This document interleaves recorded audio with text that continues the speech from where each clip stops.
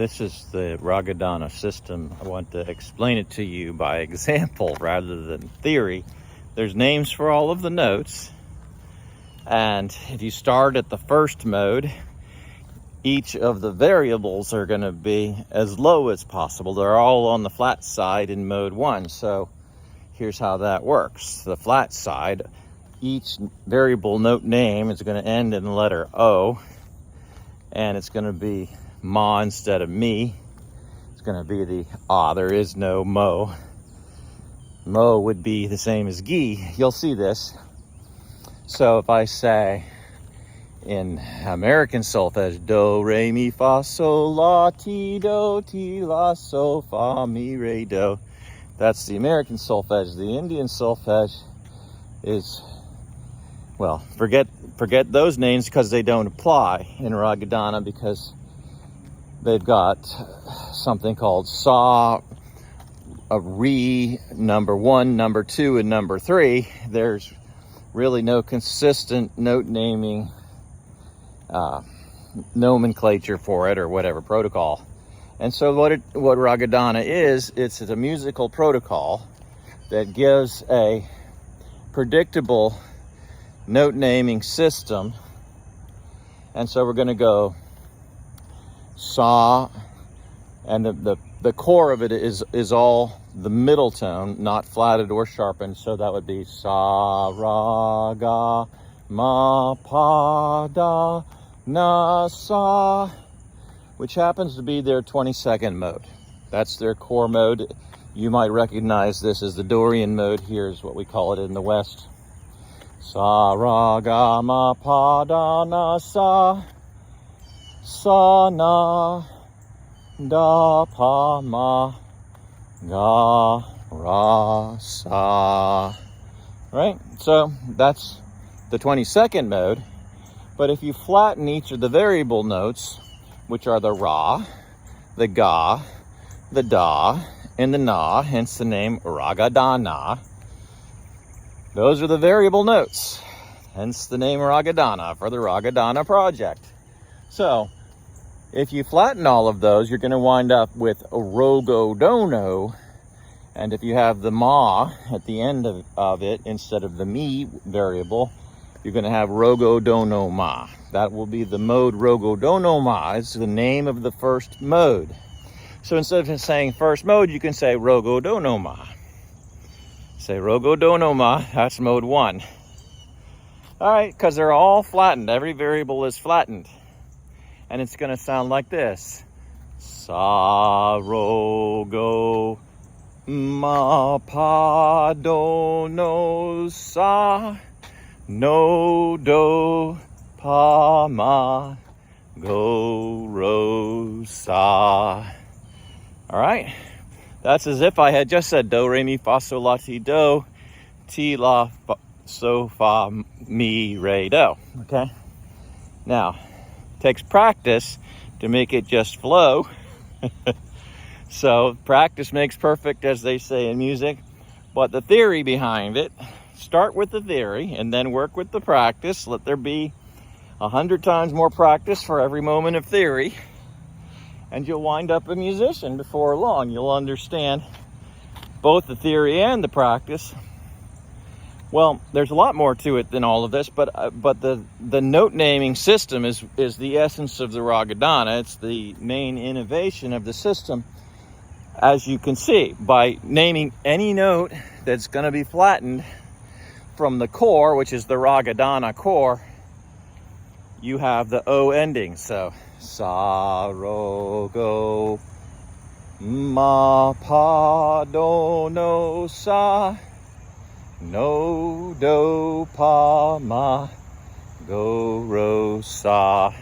Mode 1. Mode 2, you're going to take the top variable and change it from that O to an A, and you're going to wind up with mode 2.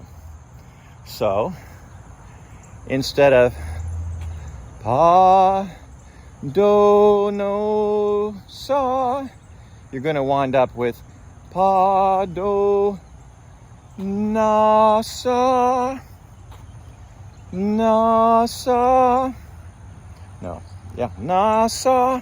Instead of no sa, you're going to have na sa. A little bit different. Sharpening back to normal. Not, in other words, not flattening. Neutralizing what was no into a na.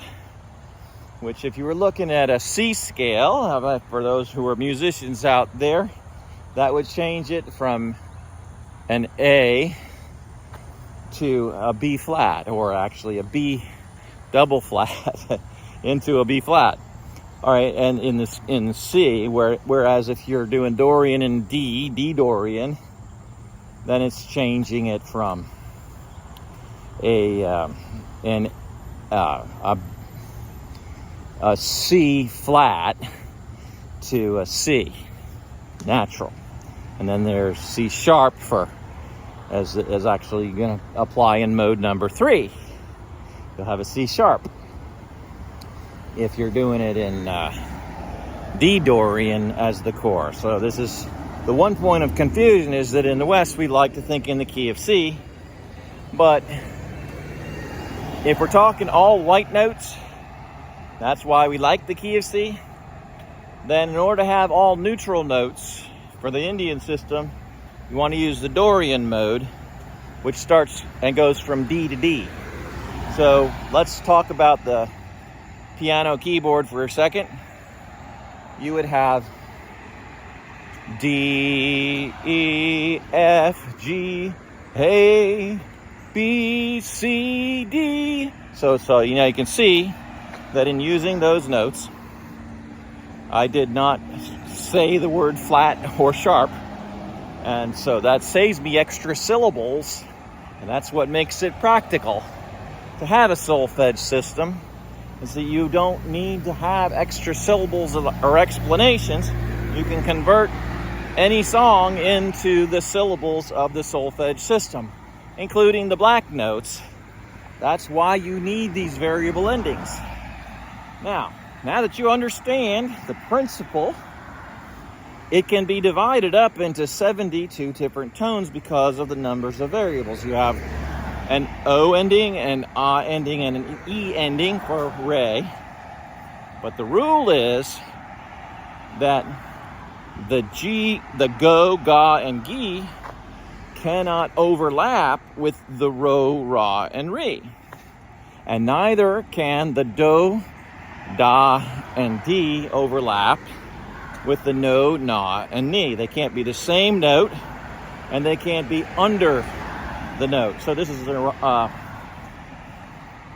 irony in the system where you have sa, re, ga, ma, pa, da, ni is what the Indians like to name their notes. But the problem with that, if you think about it, if they have a re, sa, re, and then they have a ga, and the ga is the low note, it overlaps. So the very name of their system is an overlapping name. It's an impossible mode. It's not a real mode. There is no mode in Indian that's going to go sa, re, ga. So both systems are messed up, because in the West, what we want to do is we want to flatten the la. La, la, do, la, so, ma, fa, so, la, ti, do, right? So if we're going to flatten the la, what are we going to call it? If all the flatted notes go to an A ending, but la is already an A ending. So it's an impossible system. Both the Western solfege system and the Indian system are both impossible. So the Ragadana system fixes that impossible problem by creating a common system where all flatted notes end in O, all neutral notes end in A, and all sharpened notes end in E. But the rule is they can't overlap. So you could not have, for instance, a sa, re, which is sa, re, and then followed by a go. You can't go sa, re, go, sa, re, because go is going to actually be under re, and that's against the rules. So sa, re, go would not be an official mode. Instead, if you want to have a 7-note mode, which a mode sets a mood, they're like the flavor, and the mode doesn't change in the music. You're only going to pick from 7 notes. The notes that you're going to use are going to have the second note of the scale is always going to be underneath in pitch the third. And same thing happens at the top where you have do and no, and da and na. They can't overlap. So the sharpened da would be higher than the flattened na. And so that's really sort of pointless, just because it creates, reason there's rules, it creates a double naming system. You don't want a double naming system, you want a single naming system. So you're going to always have do be the lower note, then the da, or the da is going to be lower than na, and ra is always going to be lower than ga. The ma is the fourth in the scale, and it's always, that's easy because there's no overlapping notes to it. And so that one's sort of easy. When you're going Dorian, then you already have what we call a minor third in the scale in the West.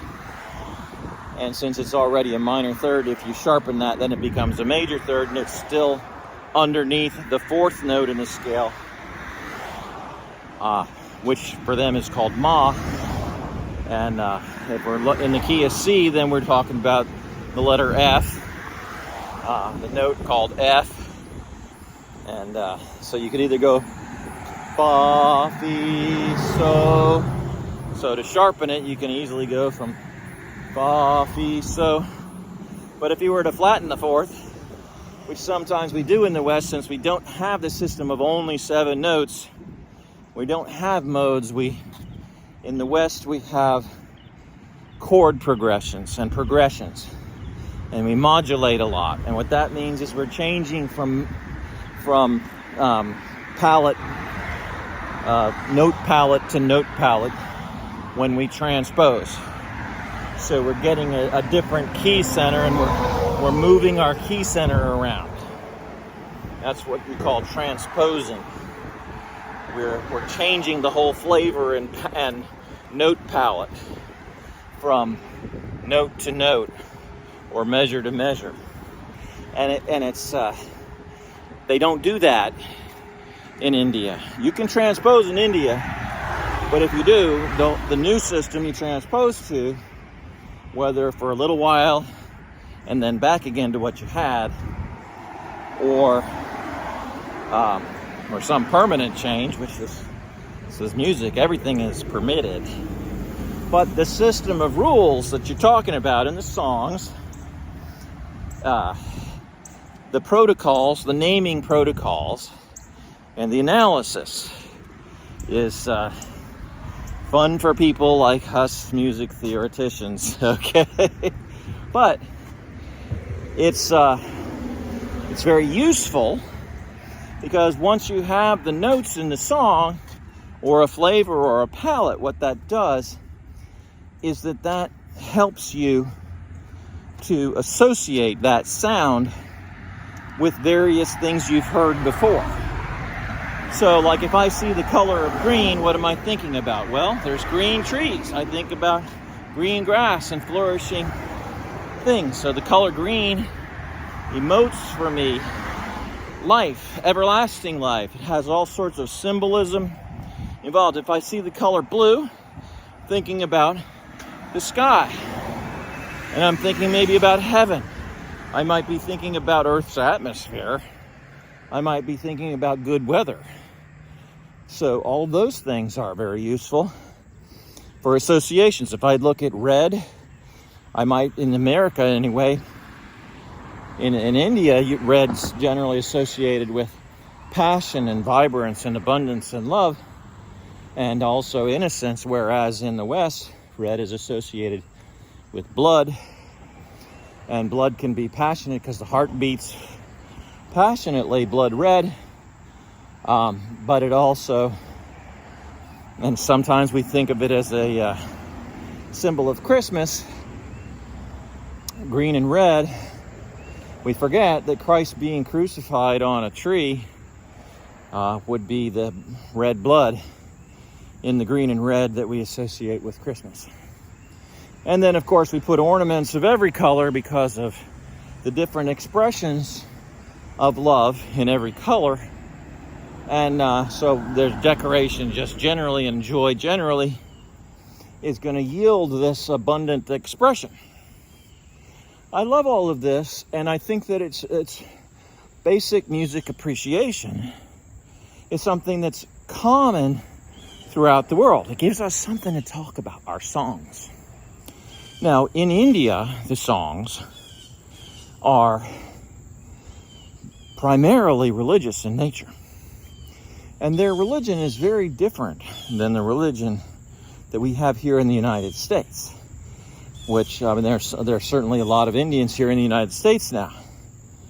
The newly picked vice president's wife, their parents are from India. And one of the presidential candidates, I'm sure he was very disappointed, but also very gracious, Vivek Ramaswamy, was, we almost had a possible Indian for a future president if he had become the VP pick. And things happened to have gone well for the Trump administration if he had chosen Vivek Ramaswamy. But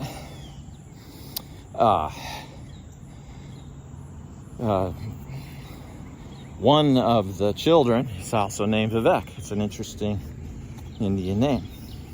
All right, so be that as it may, the point is that cultures, when they interface and we communicate about our music and what we like and what we don't like and what the meaning of the lyrics of our songs are, in India, there is probably a higher predominance of religious music in India than what we have here in the United States.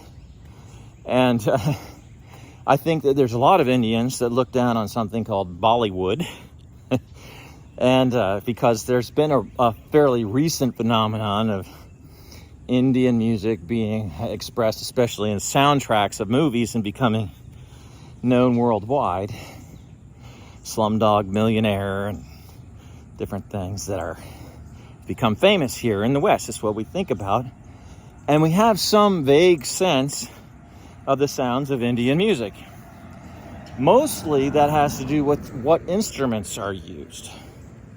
Now, I would suggest that for any person learning it, it's just a lot more practical to learn the notes without hoping for musical accompaniment with those notes. In other words, sing a cappella. Find a place to be alone. For me, that might be a long walk in the woods. And practice your music there. Sing out loud. Get in a nice secluded spot in the woods. You can sing as loud as you want and get away with it. Act as foolishly as you want. No one's going to be listening. Well, and if they do, and you happen to be singing something profound, they might actually like it. Who knows? Well, but the homeless people living in the woods may have heard me a few times, I guess. And they might have actually been blessed. Who knows? Anyway, so as far as these tones go, if you want to flatten a variable note, there's 4 variable notes.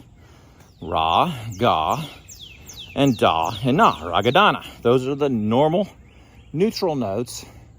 And they go, if you were doing a scale from D to D, it would be all white notes. And that's what we in the West refer to as a Dorian mode. It's go sa, ra, ga, ma, pa, da, na, sa. Now, it so happens that if I was to set each of the Psalms in the Bible to one of these modes, which is what the first project in the Ragadana Project is, which is an ambitious enough project to take my whole life and then some. But I've only had more than one life, like they believe in the Indian system. But I don't. I only have one life. And so what I'm doing by publishing this is I'm calling for a crowdsource project to be able to compose all of the Psalms with the help of other people who understand what I'm doing, and to get all 72 modes set to the Psalms in the Bible. So if I go to the 22nd Psalm in the Bible, which is the core one, I would wind up with the one that goes sa ra ga ma pa da na sa na da pa ma ga ra sa. Now, before you start a song, if you know what the notes are going to be in this song, which normally you would because you'd practice it before you memorize the psalm, if you're doing this in the West and joining the Ragadana Project, you've composed this psalm, and you should know what the notes are in advance, because you've got in your voice something called the tessitura. It's your vocal range, your comfortable vocal range, where you sing the best. And so you got to make sure that your notes are not lower than you're going to be able to sing it comfortably. And so we can run out of ability to sing that low note, or the high notes aren't too high. And it just so happens that I composed Psalm 22 with a pretty wide range. It goes all the way down to the na, below sa, and all the way up to the pa, above the high sa. So that's a 16 note range. That's a wide range for a psalm. But I did it because it's a very, very unique psalm. And so once I compose these psalms, I want them to match. And I'm leading by example here on this project so that the crowdsourcing participants will know the basic rules of the game. You're setting the psalms to the Indian modes using the Ragadana system. And when you do it, you want the music to match the meaning of the psalm. You want to have the music enhance the meaning of the psalm. And just so happens that Psalm 22 is a very prophetic psalm that once you've sung it a few times, you're going to realize that it's probably about Jesus and the church that will be praising the Lord afterwards. And it goes all the way into some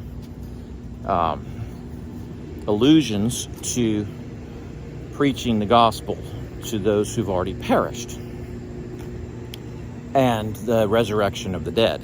So it starts out as a very sad psalm because a person is dying, and it's describing in detail the death of a person. You know that their hands and their feet have been pierced. And so once you get up to around verse 17, it is where the very specific parts of the psalm are. And I talked to some people. See, this is kind of communication that you can have with people. In the fourth cave of Qumran, and the 88th jar that was found, are the 13th through 17th verses of this psalm. And now the Masoretes, who were the Jewish scribes, tried to change the word for pierced with the word for lion's claws. And but the lion's claws there doesn't actually make good sense in the context, but they note that the word pierced in Hebrew is similar. But they were writing in the 11th century, and they were Jewish. The Masoretic writers and transcribers of the Hebrew Old Testament, as we call it. So, but all of this is something that can be discussed with a person from India who might take interest in the history of Western religion, being a very religious people themselves. And so we could talk about the music that's set in mode 22 in the Indian music, which you'd find out a discussion about a god called Rama. And there's something about a poison and the killing of somebody. I'll talk about that in another episode. Right now, we'll focus on the things you have greater access to, because you've got to translate everything when you're talking about Indian music. And so part of the Ragadana Project will be to explain and translate a lot of the Indian lore, okay? So that you can better understand it.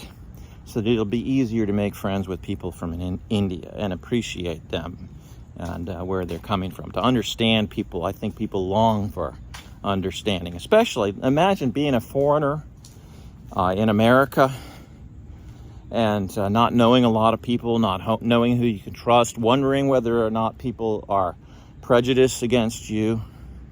I think that there's a certain reverse xenophobia, if you can call it that, where the real xenophobia is from the immigrants who, well, certainly an illegal immigrant's going to be even more xenophobic, because they're going to think that, the people are going to come deport me.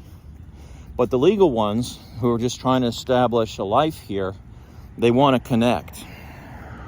And so they don't want to be alone. And the Ragadana Project can really serve that way, to create friendship. And the friendship will definitely involve a discussion of religion. Now, in most settings, you avoid discussion of religion and politics if you want to be civil. And keep that in mind, because an Indian that you're happen to making a friend with may feel that way. You don't know.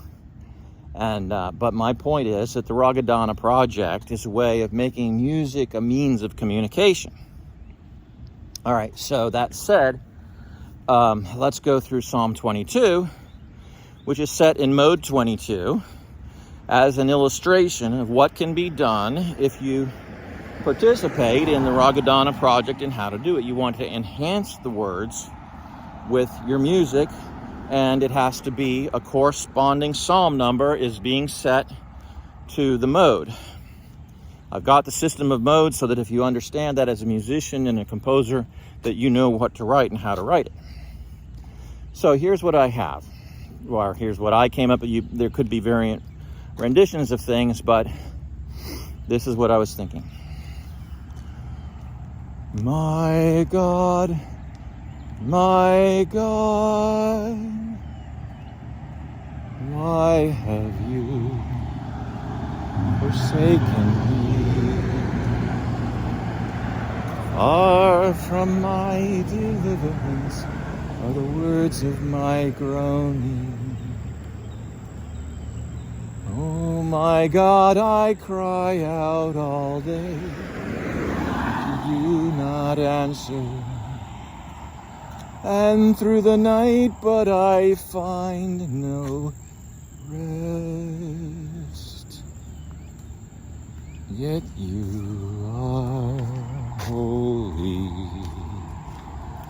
Oh, you who are enthroned upon the praises of Israel. In you our fathers trusted. They trusted in you, and you delivered them. To you they cried out and were delivered. In you they trusted and were not disappointed. But I am a worm and not a man, a reproach of men and despised by the people. All who see me sneer at me. They separate with a lip. They wag their heads, saying, commit yourself to the Lord. Let him deliver him. Let him rescue him, for he delights in him.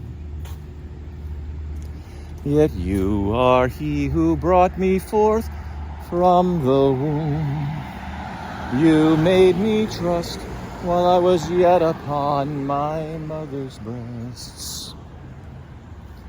Upon you I was cast from birth.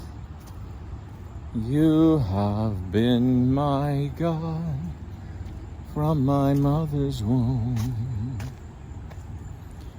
be not far from me, for trouble is near, for there is none to help.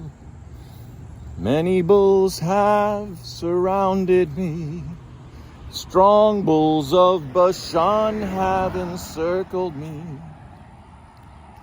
They open wide their mouth at me like a ravening and roaring lion. My life is poured out like water. I can count all of my bones. My heart is like wax, it is melted within me. My strength is dried up like a potsherd. My tongue cleaves to my jaws. And you lay me down in the dust of death. For dogs have surrounded me, a band of evildoers has encompassed me. They've pierced my hands and my feet. I can count all of my bones. Yeah, the other verse was all my bones are out of joint.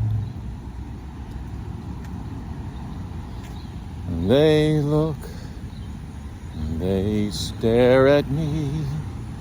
They divide my garments among them, and for my clothing they cast lots. Yet you, O God, be not far. O God, my help, hasten to my assistance. Deliver my soul from the sword, my only life from the power of the dog. Save me from the lion's mouth, from the horns of the wild oxen, you answer me. I will tell of your name to my brethren. In the midst of the assembly, I will praise you. You who fear the Lord, praise him. All you descendants of Jacob, glorify him and stand in awe of him. All you descendants of Israel, and for he has not despised nor abhorred the affliction of the afflicted, nor has he hidden his face from him, but when he cried to him for help, he heard. That's a louder note, but I gotta watch for my voice.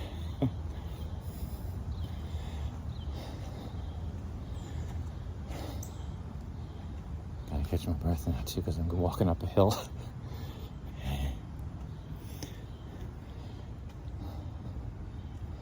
From you comes my praise in the great assembly. I shall fulfill my vows before all who fear him. The afflicted will eat and be satisfied. You who seek him will praise the Lord. Let your heart live forever. I'd be shouting that out, but I'm back in my neighborhood and I don't want to wake them all up. All the ends of the earth will remember and turn to the Lord, and all of the rulers of all of the nations will worship before you. All of the families of all of the nations. Get the words wrong sometimes. And practice. For the kingdom is the Lord's, and he rules over the nations. All those who prosper on the earth will feast and worship. All those who go down to the dust will bow before you. Prosperity will serve you. It will be told of the Lord to the coming generations. They shall declare your righteousness in the great assembly to a people not yet born, that you have performed it. Okay, so I messed up some of the words at the end, but the general idea, I think you get. You take psalm number, match it to the Indian mode, you write a song, you memorize the song, go out in the woods, learn it, then you make a friend with an Indian. You have a good discussion with the Indian, you let the conversation go wherever it's going to go. You know the modes, you have something to share with them, and they have a lot to share with you. They're probably pretty lonely living in a foreign country. Imagine what that would be like. And so those are the ones that are here, and you may have friends online as well, and they can teach you so much that I could never teach you. So value, that's such a rich tradition that they have. And so don't be judgmental about it. Your religion and their religion, we argue about religion in America. They don't do that as much, I don't think, in India. That's one of the reasons they keep it sort of private. Generally, I have found that the Indian people are very peaceful, very friendly, and they keep their religion to themselves because they don't want to argue. So don't argue. But I will give you my personal backstory here. Why was I drawn to this project? Outside of the fact that I had a degree in music composition, I also liked a girl who was following, she went to Maharishi Mahesh Yogi University. She had been trying to do Kundalini Yoga, see if she could levitate. All of them were because, anyway, so you got Hindu gods in the name of world peace. That was the goal, is to, for the whole group to achieve this cosmic consciousness that was going to somehow bring peace to the world. And I liked her. And, it's, for whatever criticism can be leveled at religions that aren't the way, the life, and the truth, where no other, salvation's by no other name, as you've heard so often, that for whatever can be said on that score, I will tell you that as true as it may be that there were demonic forces, and I found out that the mantra name that was given to me, so that it was being posed to me as the name of a demon, and I was concerned about that. And I remember smashing an idol that I had because I didn't want to have anything to do with demons once I started reading the Bible. Very close to that time, maybe a year afterwards. And there's a lot to my story that I can't get into here, but so I'll stick to the Indian part of it and say that I made a decision to stop smoking marijuana back in those days. That was in my 20s, early 20s, late teens, 19, 20, 21, when I was in love with this girl that I had met on the beach. And she didn't give me the time of the day, but I sure thought about her. I was a sucker for being easy for women that I liked. And anyway, so I thought if I became an expert on Indian things, that maybe that would attract her. So a guy will do all sorts of things for a lady that he likes. And that was me. But back then, now I'm 65. Back then I was just turning 20 here. So anyway, I get back to college and I take this course on Oriental music, among other things, and learn Indian music then. And so I've had an interest in it since then. These were all days before I decided to become a Christian, or grace brought me to the realization and belief that Jesus is the Son of God, ontologically, not just in name only, not by adoption, but truly the eternal Logos in the flesh, as John would have had it. So that is the principle of incarnation is something that you can talk about with an Indian person, because they also believe in the incarnation. They don't have the same struggle with that as the Jews do, but they do have a system. You probably are aware of karma, and you're probably aware of their belief in reincarnation. So they believe that you travel from life to life. They believe in eternal life. They believe that you sort of get what you deserve, but you also can improve from one life to the next. So their concept is a little bit more like a purgatory would be in the West. We do, not every religion is the same here. And the idea of purgation generally and karma are not too incompatible. But so now this is a conversation that could go on endlessly. So, and I know that you have your opinions about a lot of it, and there's a lot of Christians, most of them I would say probably don't believe in any such thing as a purgatory. And but that's the beauty of it, is there's so much variety of thought that can enter into a civil discussion between people that at heart want to become friends and be friendly. And so that's the essence of the Ragadana Project. Well, I have to start my day. It's been long, and I have a lot to do, so I'm going to get going. I'm sure you have a lot to do. But I want helpers for the Ragadana Project. Specifically, I'm looking for composers to write music and follow my lead. I've got a number of psalms that I'll be singing in other episodes that will be similar to what I just sang for you. I can sing a short ditty in the first mode. How blessed is the man who does not walk in the counsel of the wicked, nor sit in the seat of scoffers, nor stand in the path of sinners. But his delight is in the law of the Lord, and in his law he meditates day and night. He'll be like a tree planted by streams of water. His leaf, its fruit, which yields its fruit in its season, and its leaf does not wither. The wicked are not so, but they are like chaff which the wind drives away. Therefore, the wicked will not stand in the judgment, nor sinners in the assembly of the righteous.